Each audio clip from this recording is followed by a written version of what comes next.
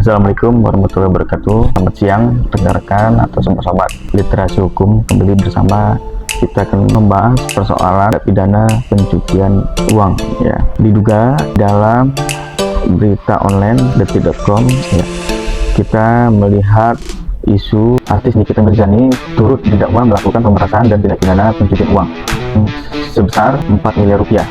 Nah, uang tersebut didapatkan Nikita dengan memeras bos skincare Dr. Reza Gladys.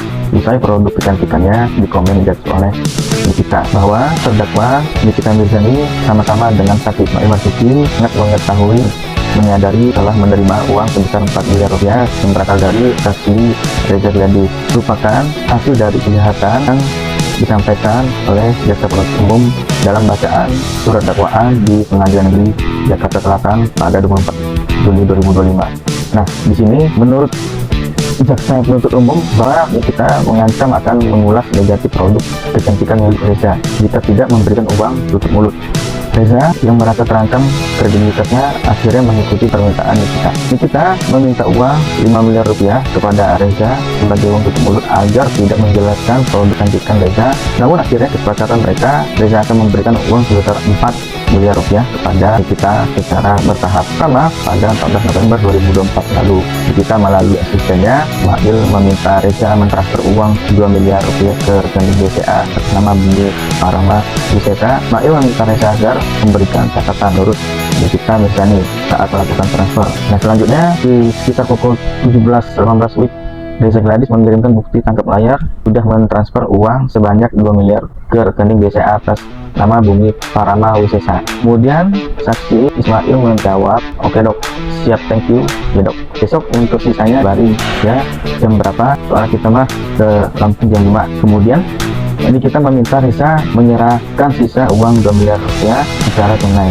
Uang itu diterima oleh sisi kita Ismail Marzuki bahwa pada tanggal 15 Oktober 2024 atas arahan dari Nikita Mirzani, Ismail Marzuki meminta saksi Reza Gladys untuk menyerahkan uang tunai sebesar 2 miliar rupiah pada saksi Ismail Marzuki di Wakiwan Delpak Mart yang beralamat di Jalan RS Fatmawati, Raya Cilandak, Jakarta Selatan. Nah, jaksa juga menduga kita bersama Ismail saja meminta uang diserahkan tunai untuk menutupi uang panas tersebut. Tujuannya untuk menutupi aliran uang hasil pemerasan tersebut. Ini kita gunakan untuk membayar angsuran rumah di kawasan BSD Tangerang.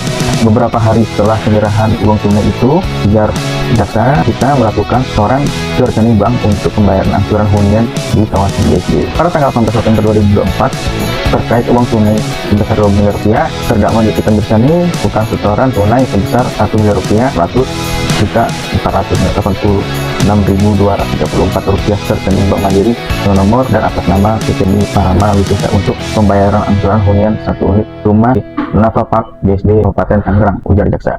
Nah, atas perbuatan Nikita Mirzani dan Ismail tersebut membuat Reza Gladys mengalami kerugian sebesar 4 miliar rupiah. Kita didakwa dengan pasal Undang-Undang Tindak Pidana Pencucian Uang dari Undang-Undang Nomor 8 2010 tentang pencegahan dan pemberantasan tindak pidana pencucian uang. Nah, kita melihat dari kondisi artikan di pasal atau bunyi pasal 3, setiap orang yang mendapatkan transfer, mengalihkan, membelanjakan, membayarkan, menghibahkan, menitipkan, membawa ke luar negeri, mengubah bentuk, menukarkan dengan mata uang atau surat berharga atau perbuatan lain atau kekayaan yang diketahui atau patut diduga merupakan hasil tindak pidana bagaimana dimaksud dalam pasal ayat 1 dan tujuan dibunyikan atau menyamarkan asal usul harta kekayaan dipidana karena tindak pidana pencucian uang dan pidana penjara paling lama 20 tahun dan denda banyak 10 miliar rupiah.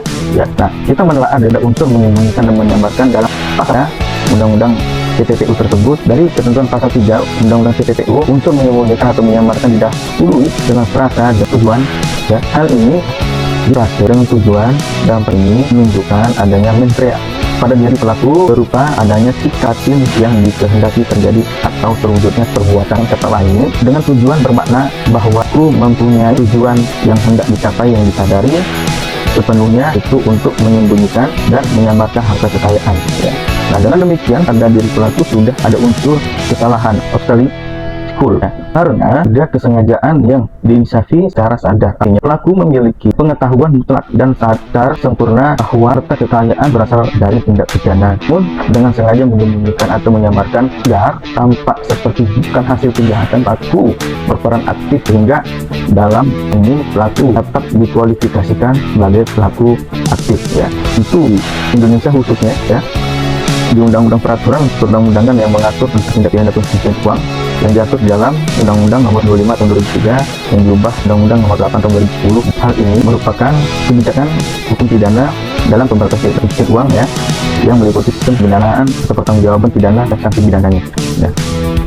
Kita berangkat dari berbagai macam penyebab terjadi tindak pidana pencucian uang karena kan banyak faktor-faktor yang menjadi pendorong perkembangan kegiatan pencucian uang. Menurut Remy Syahnini ya, mengungkapkan sedikitnya terdapat beberapa faktor. Pertama, faktor globalisasi. Dalam hal ini terjadi globalisasi memang mengakibatkan para pelaku pencucian uang dapat memanfaatkan sistem finansial dan perbankan internasional untuk melakukan kegiatannya. Lalu faktor yang kedua, sifatnya perkembangan teknologi ya. Perkembangan teknologi ini mungkin dapat dikatakan sebagai faktor yang paling mendorong berkembangnya pencucian uang. Perkembangan teknologi informasi ya, seperti internet maupun gadget yang mengakibatkan hilangnya batas negara ya. Kemudian mengenai ketentuan kerahasiaan bank ya, mengakibatkan kesulitan bagi pihak berwenang untuk menyelidiki suatu rekening yang mereka curigai demikian oleh atau cara lain secara ilegal. Kemudian faktor dimungkinkan oleh ketentuan perbankan di suatu negara untuk seseorang dapat menyimpan dana di suatu bank dengan nama samaran ya. Faktor kelima, munculnya jenis uang baru elektronik atau e-money yang sehubungan dengan maraknya elektronik commerce atau e-commerce ya. Melalui internet, kegiatan pencucian uang dilakukan melalui jaringan internet, ini dia disebut cyber laundry ya. Lalu faktor keenam, dimungkinkannya praktek pencucian uang dengan cara yang disebut layering ataupun pelapisan. Cara ini, pihak yang menyimpan dana di bank bukanlah pemilik sesungguhnya dari dana itu. Dipesan hanyalah bertindak sebagai kuasa atau pelaksana amanah di pihak lain yang menugasi untuk mendepositkan uang di sebuah bank. Faktor ketujuh, karena berlakunya ketentuan hukum berkenaan dengan kerahasiaan hubungan antar lawyer dan klien dan antara akuntan dengan klien.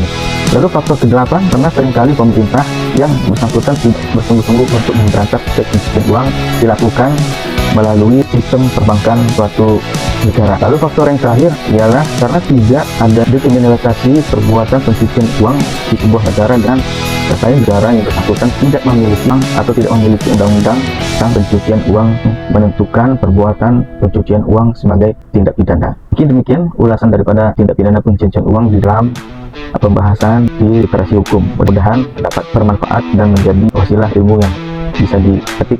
Dengan kata lain, sekian, terima kasih, salam tutup.